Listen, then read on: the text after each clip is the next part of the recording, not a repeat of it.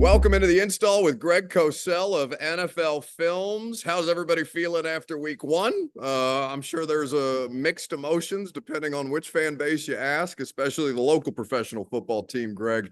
A lot of overreaction on Monday, but you know, this is par for the course. It just means football's back. Yeah, it's just the way it played out that makes it hard. Look, week one, there's always some things that happen that we scratch our heads, but it just seemed. And again, I didn't see the game live because Sundays I'm a red zone guy, but obviously I watched the tape in detail, and just the way the game played out, particularly in the first half, it just looked like you had one team that was good and one team that wasn't, and the team that looked good were the Titans, and the team that didn't look so good were the Bears, and it had the feel of what should have been like a 24-10 easy win, and I'm sure you probably felt the same way being there through the first half.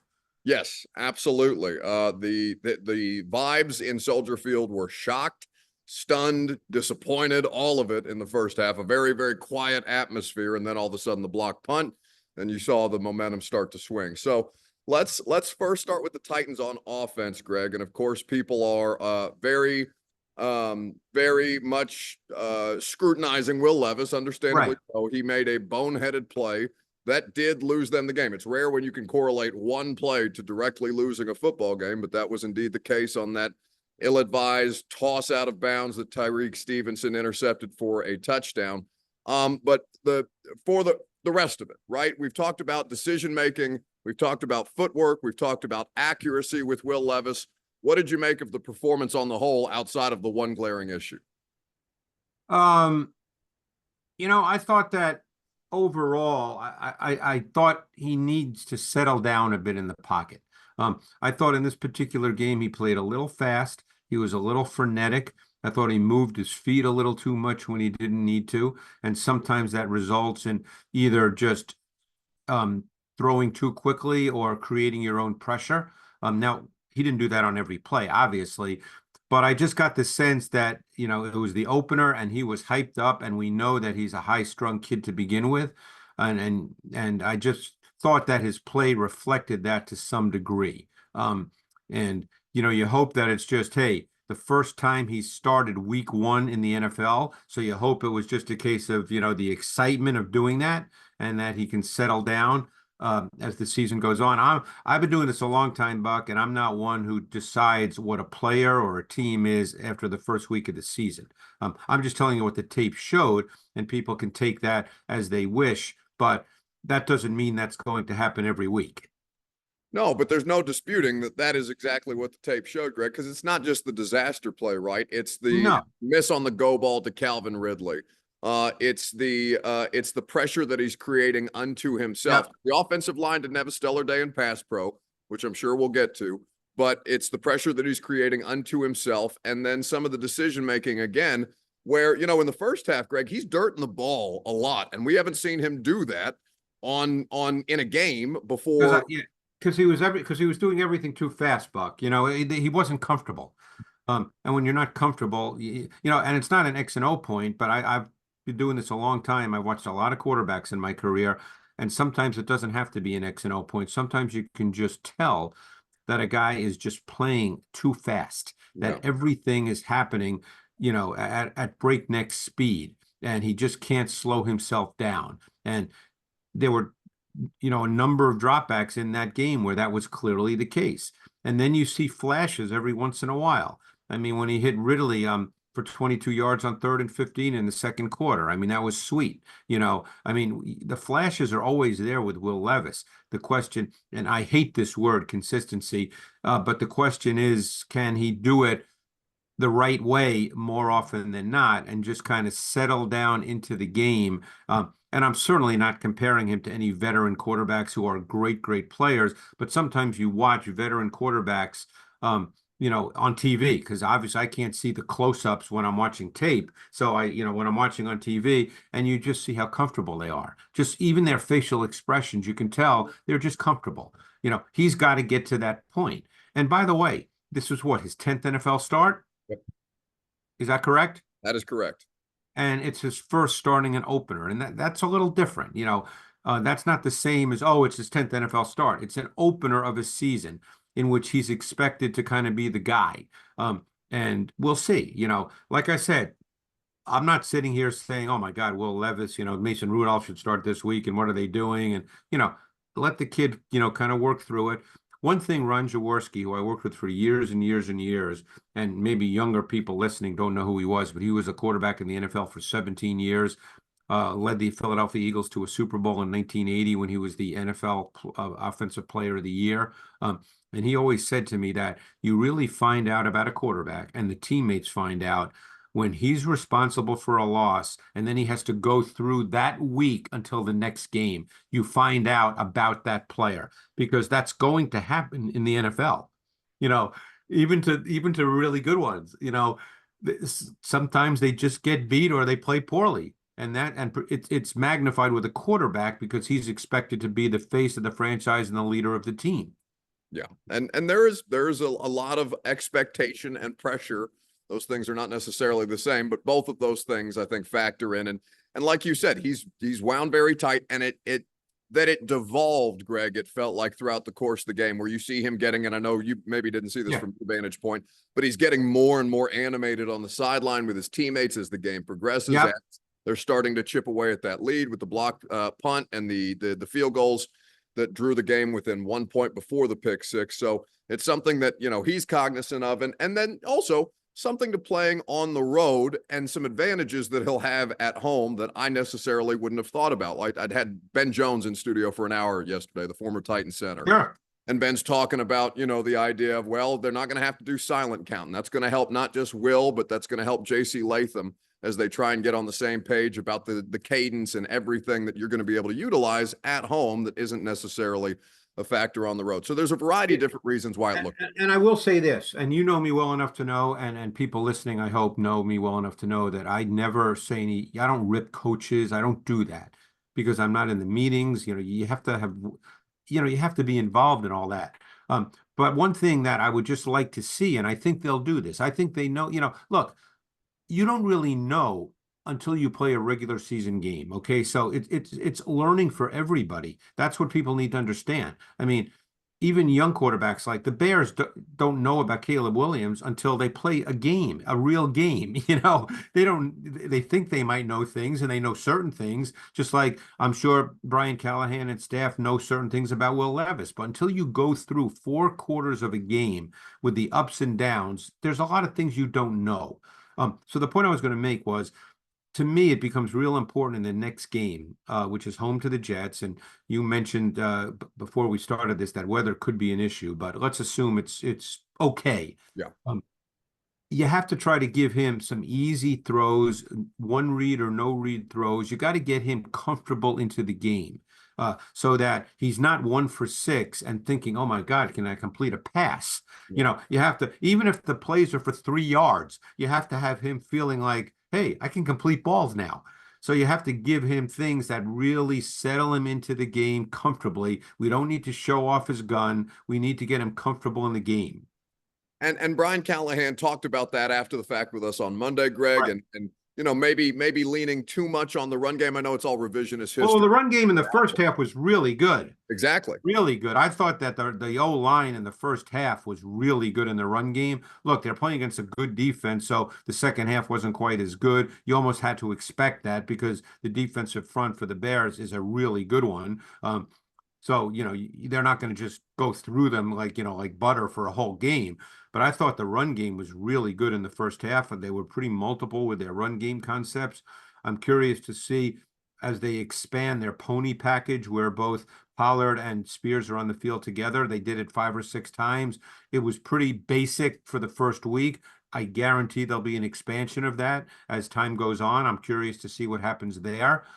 There's a lot more ideally to do here. And you just hoped you could get away, particularly with how that game started out. You could hope you could just sneak away with a win, and it just didn't work out that way. Yeah, and that's life in the NFL, and that is to be expected. No matter who, as you mentioned, no matter who the quarterback is, they can get got at any given moment, no matter how many years they've been in the league. Before we move on to talk about the defense and then on to the Jets, because obviously that's going to factor in with Aaron Rodgers shaking the rust off a little bit on Monday night. With the offensive line in the run game in the first half was good, to your point. But in pass protection, when the Bears took away the run in the second half and forced them into obvious passing situations, in particular, Greg, the left side of that offensive line with J.C. Latham to be expected as a rookie, but more so Peter Skoronski struggling. Yeah. Clearly and obviously. I wonder what you made of that, because that seemed very technically based. Some of the struggles that he was having after we talked to Bill Callahan. I wonder what your observations were on tape. Yeah, and again, I'm certainly not Bill Callahan, so I can't sit here and tell you every detail and technique that he should be doing. Sure. So I'm not even going to try to do that. But you're right. I thought Latham had some struggles in pass protection throughout the game. I thought at times he showed some stiffness in his core. I think it was a learning for him as well, because it's not college football. So I think he'll learn. Skoronski clearly got beat. I mean, the Johnson interception on 4th and 10 to end the game was just kind of the final straw when Walker beat Skoronski, getting really quick pressure on Levis, forcing him to throw off balance under duress. But he had some issues through much of the second half. And again, I can't speak to the specific reasons why, but they were issues, and they'll have to be cleaned up. And obviously, Will Levis at this point in his career is not at this stage where he can camouflage or compensate for O-line issues in pass protection.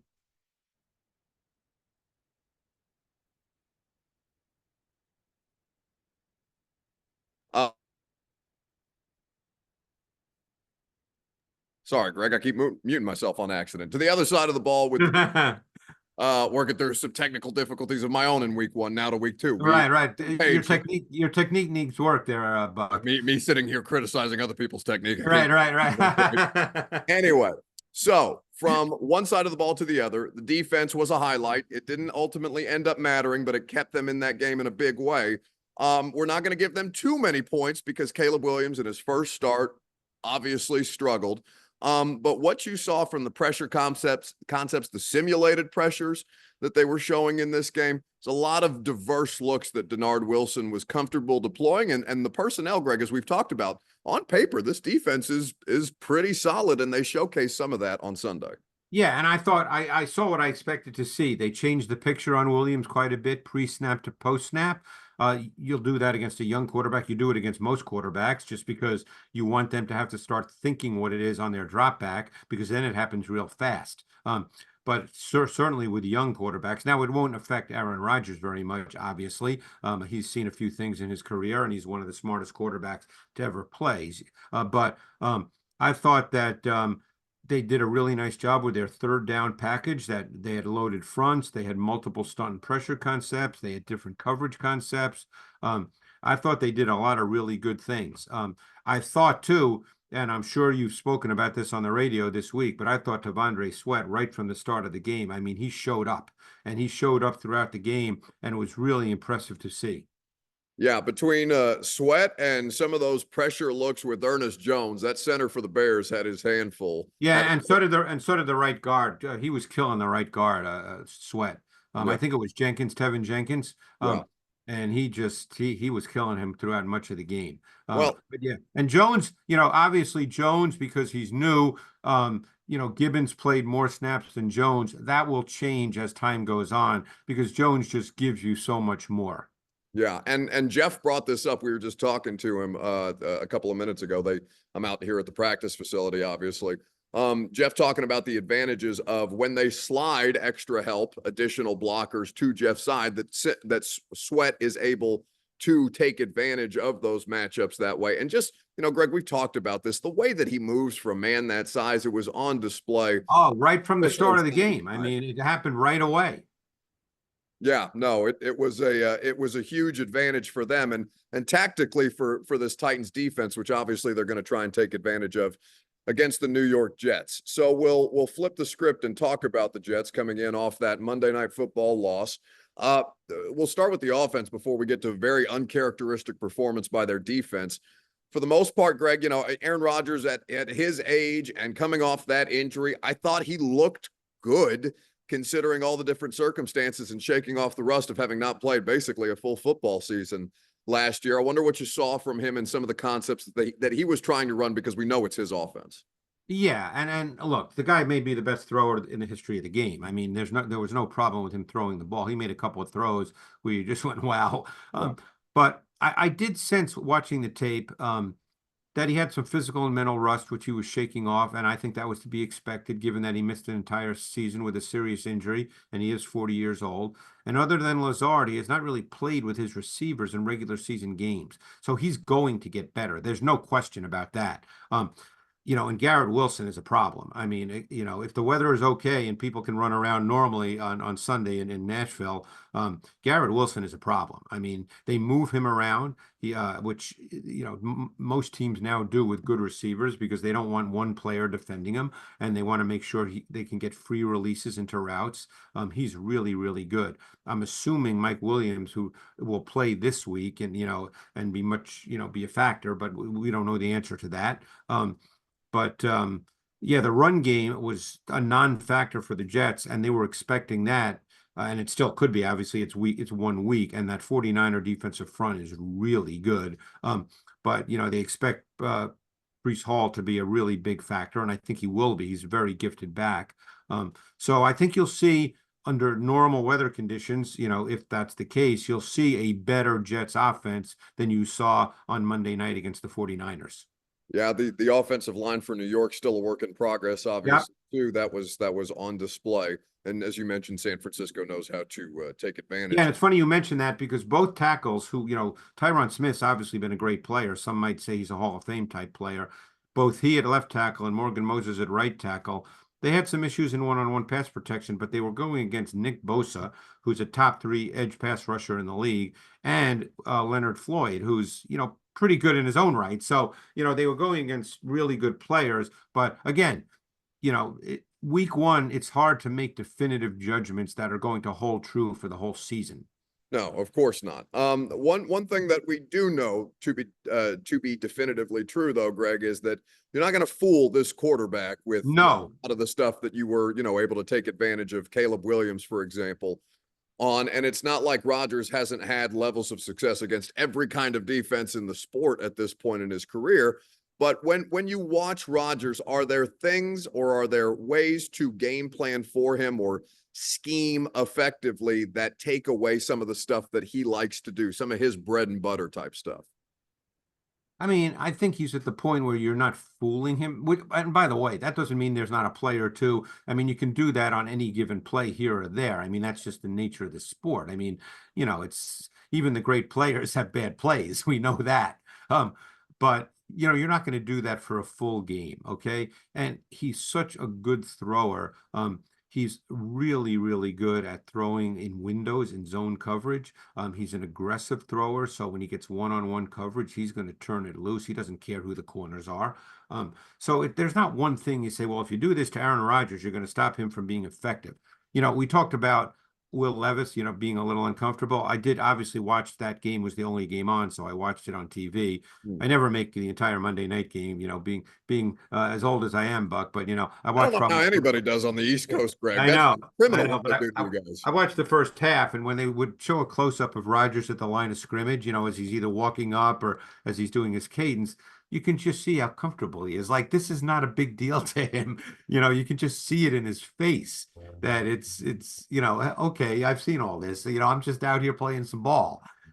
So you're not necessarily going to fool him as a consistent way to play him, which doesn't mean Denard Wilson is not going to try to. You have to. I mean, that's the game. You can't go out there.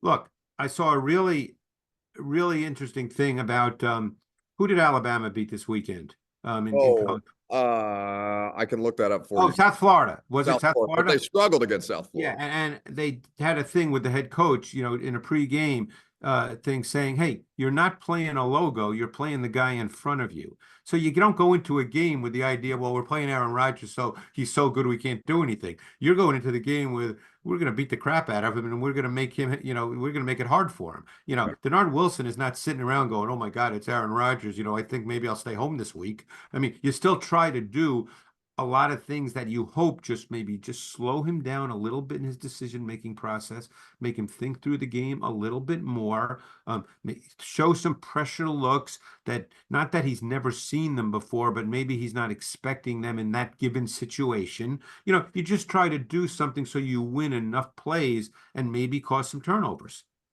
Speaking of slowing teams down, certainly the Jets would like to slow the Titans down better than they did the Niners on Monday. Yeah. 8 straight scoring drives, and a lot of it on the ground, Greg. And from your standpoint, we talk tactics, obviously, around here a lot.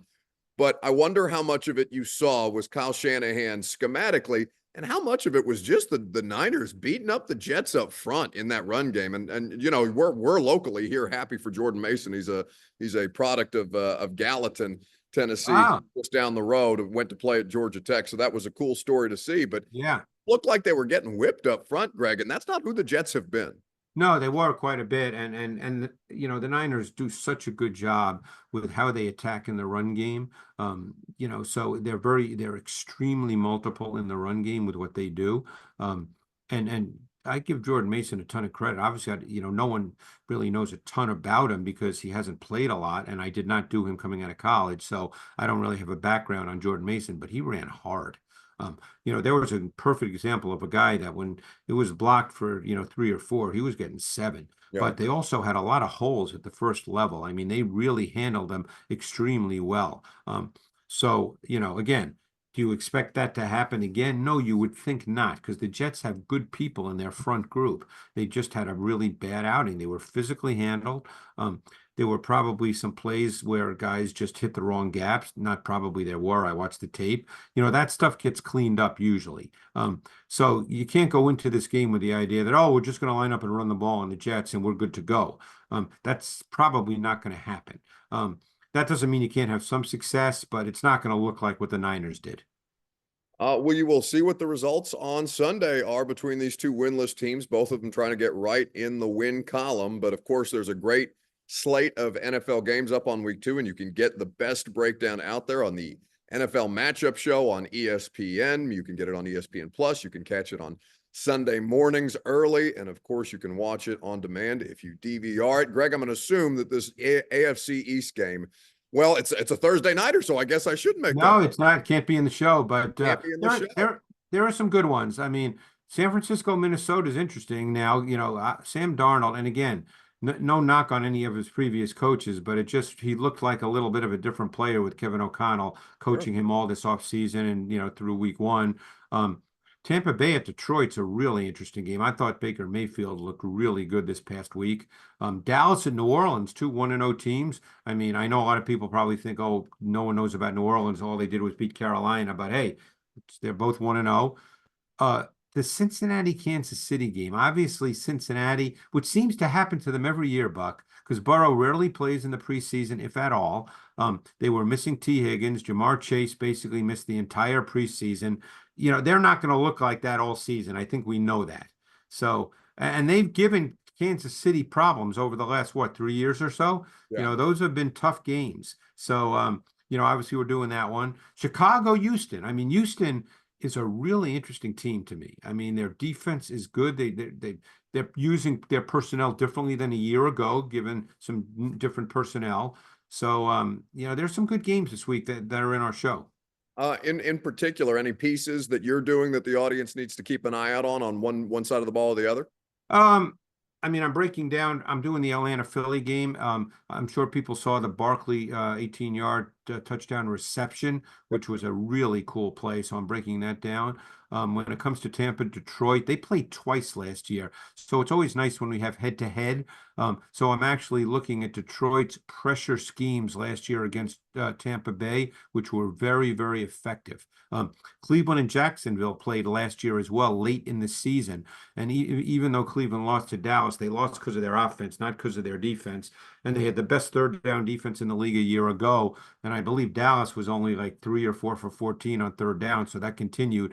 So I do another defensive blitz piece, the Browns versus the Jaguars from a year ago. So, and Houston, I had to do Joe Mixon. The guy carried 30 times. I mean, and he looks spry. Yeah, and that was, I mean, they were feeding him in Cincinnati too. He seems to do well with volume that way, and Texans are, trying to. I mean, they've got a variety of different ways that they can attack you, but to see that was one of the more surprising elements of just how much they were able to lean on it in that game against the Colts. Greg, appreciate your time as always. When we come back, we'll be breaking down a couple of different games. As is the custom, you know the drill. Leave a review, leave us 5 stars in the podcast, wherever you're listening to the podcast, and make sure you check out the matchup show this weekend. Thank you, buddy. Thanks, Buck. Appreciate it.